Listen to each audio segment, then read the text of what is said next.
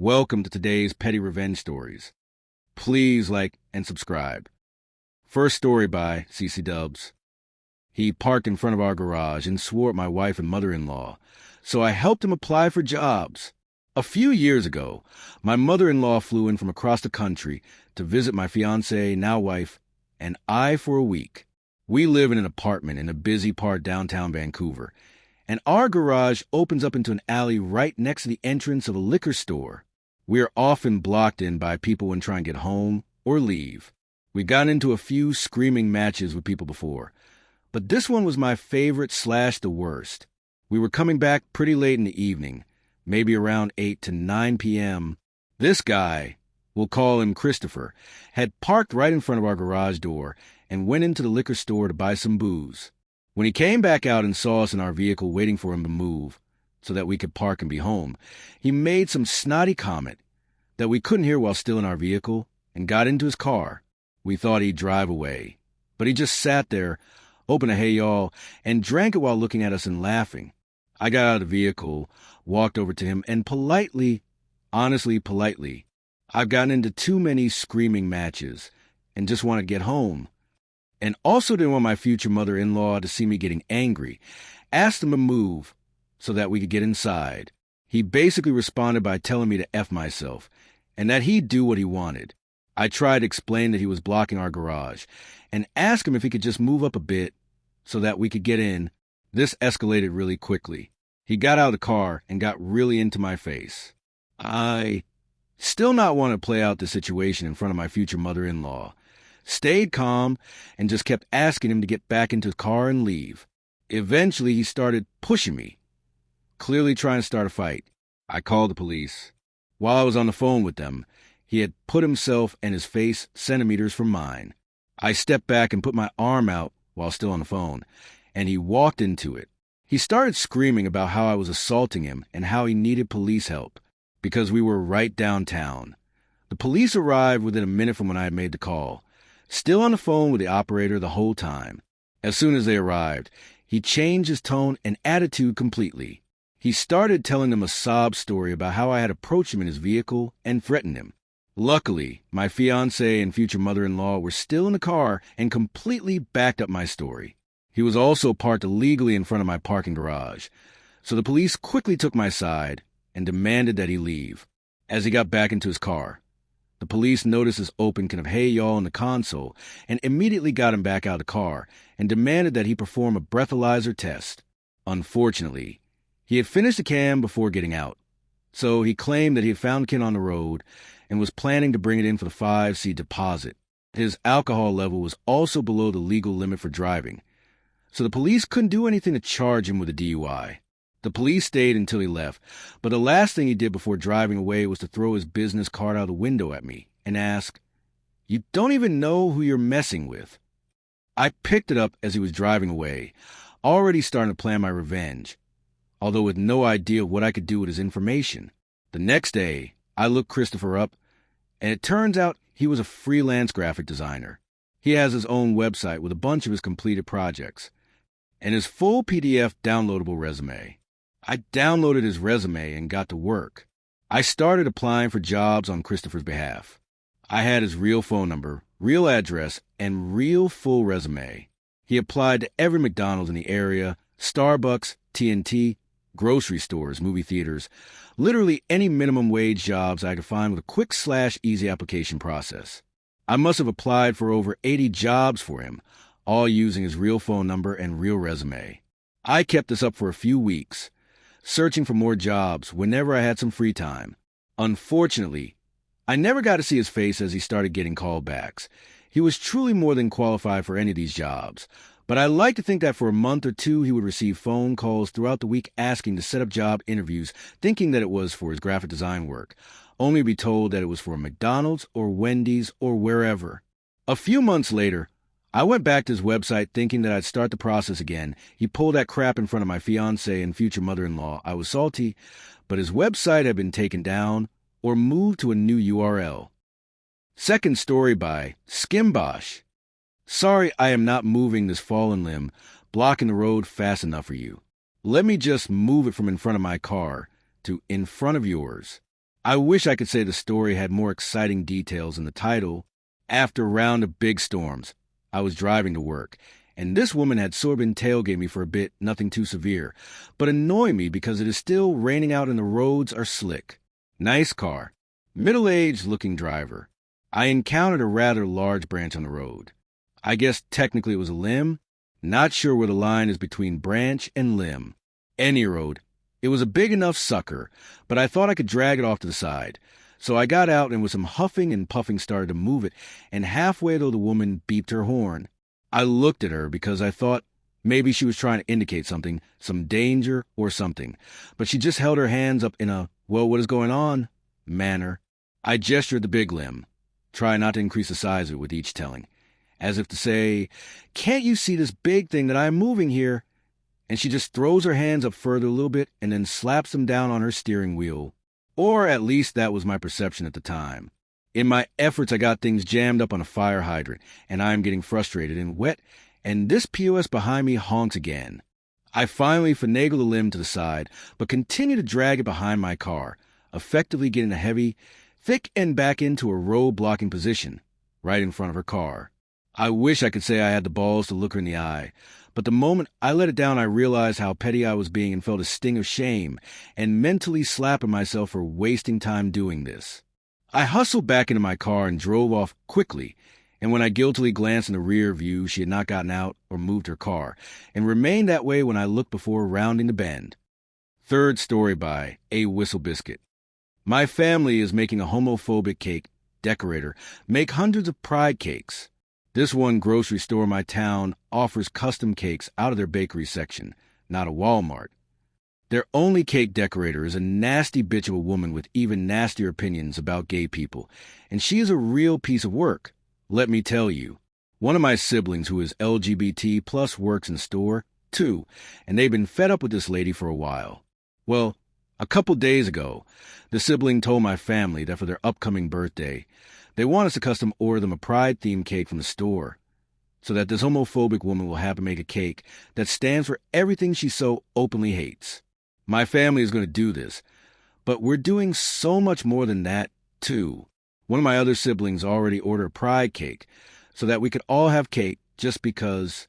My mother ordered a pride cake to give to our favorite, an openly gay barista at a coffee shop we like.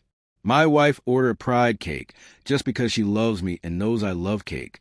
You see where this is going? I have a lot of siblings. My siblings have families and friends. I have family and friends. And our family and friends have their own share of family and friends, and so on. And because we're not pieces of shit, and because of my family, we all share a powerful strand of petty DNA. We all are ordering pride cakes. This homophobic cake decorator will be making hundreds of pride cakes this month. And the icing on the pride cake? The cake decorator's manager saw the first cake, the first one my sibling ordered, and loved the concept.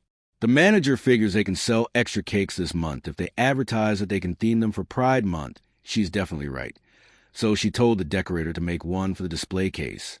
Now, all the LGBT plus in town will see it, and this homophobic waste of space will have to make even more pride cakes.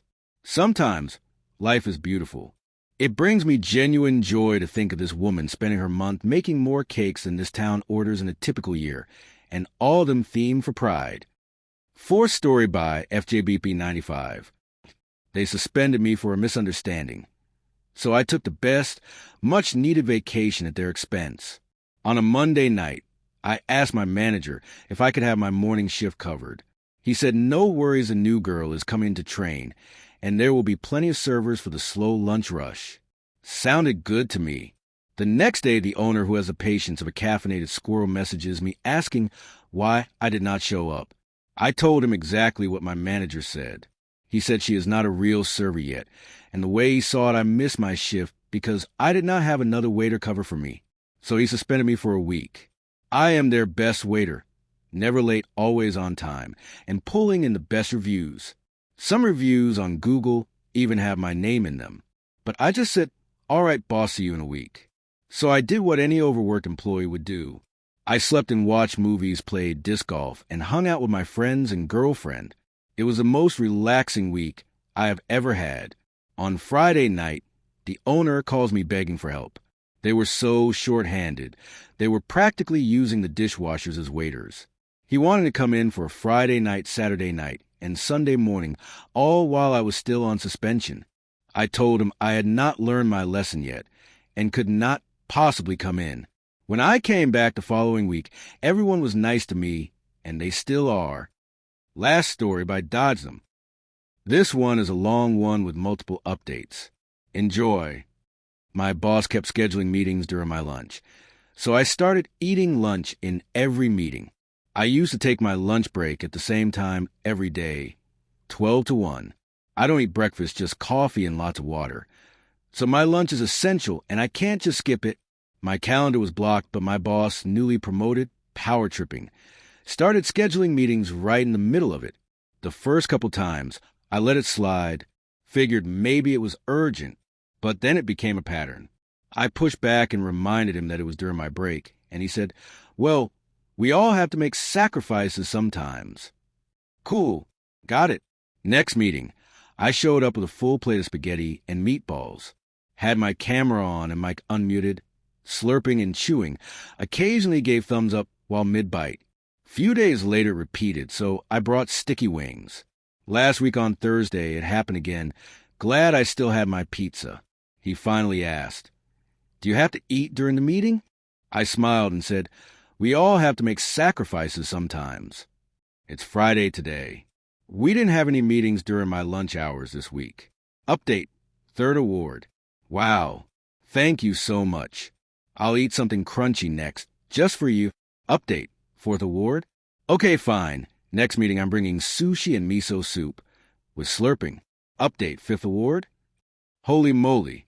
You people are unhinged and I love it. I guess it's time for crab legs. Update, 6th award. What is happening? I'm bringing a fondue pot. Not joking. I'm heating cheese mid-meeting. Update, 7th award. What? Okay. After fondue, we do a whole tomahawk steak. Bone in. And I will carve it live on camera like it's a cooking show. Update, 8th award. Are you kidding me? I'm adding a rotisserie attachment. Whole chicken spinning behind me while I scream about burn-down charts. We're marinating in velocity now. Update, 9th award. You monsters. Fine. All right. No more playing. I'm sourcing a miniature hibachi grill. I'm doing full hibachi chef cosplay. There will be onion volcanoes. There will be fire. Update, 10th award. What is wrong with you people? Now I have to flambe something live. I don't even know what yet. Maybe bananas. Maybe my resignation letter. There will be a smoke alarm, and I will not be muting my mic. Update, 11th award. I hate all of you. I'm wheeling in a backyard barbecue smoker. Brisket is on. Ribs are prepped. I'm giving sprint updates in the bathrobe, wielding meat tongs. This might be my last Zoom meeting. I don't care. This is your fault. Update, 12th award. Iconic 250 gold? What even is that? I didn't even know this thing existed. You guys just keep raising the bar on chaos. Honestly, I'm impressed and slightly terrified. The backyard barbecue smoker now has disco lights and a fog machine. The HR is cheering. I'm indoors wearing sunglasses, pulling off dance moves I definitely shouldn't. Update, 13th award. You guys are out of your minds. You also want to fish? Fine. I'm unveiling a full-blown human-sized sashimi boat. It's on dry ice. There's a decorative koi fountain. Update, 14th award. Do you all ever sleep? I brought in 2 portable pizza ovens. One for Neapolitan, one for Detroit style. Dough's flying. I'm one burnt crust away from accidentally pitching the MVP launch as a new pizza topping. Update, 15th award. Okay, this has to stop. The meeting now includes a towering seafood platter on ice. Lobster tails. Giant prawns. Caviar. I'm drizzling lemon with tweezers while shouting burn rate numbers. Update, 16th award. What did I ever do to deserve this? A whole bluefin tuna brought straight from Tsukiji is being carved behind me. I'm not doing it alone anymore. I hired a chef. There's dramatic music. I'm delivering roadmap updates, like a Food Network finale. Update, 17th award. No, seriously, who is behind this? It's Wagyu time. I've got a 5 ribeye from Miyazaki, sea urchin butter, and a tabletop lava stone grill, sizzling like a death ritual. I'm searing slices with gold chopsticks while spooning caviar onto bone marrow toast between velocity updates. It's show time. Update. 18th award? You absolute menaces. I've called in a Cantonese roast master. There's lacquered duck, goose, and char siu glistening under studio lights. Each cut is plated with edible orchids. The fat crackles when you look at it wrong. I'm presenting KPIs while brushing glaze with a horsehair brush like I'm restoring fine art. Update, 19th award? You have too much power and zero impulse control. There's a 9-course kaiseki service unfolding mid-stand-up. The chef doesn't speak. He only nods. Plates arrive on a conveyor of polished stone with gold leaf. There's a matcha ceremony happening during the KPI review. Update, 20th award? Is this a cult now? A full-scale conveyor belt sushi system is now looping around my home office. Every JIRA ticket update is accompanied by Toro, Tamago, or an aggressive wasabi bomb. I'm doing retros and haiku while the cat rides a belt like royalty. Thanks for making this madness happen. You're all too much, and I mean that in the best way. Thank you for being here. Please like and subscribe. See you at the next one.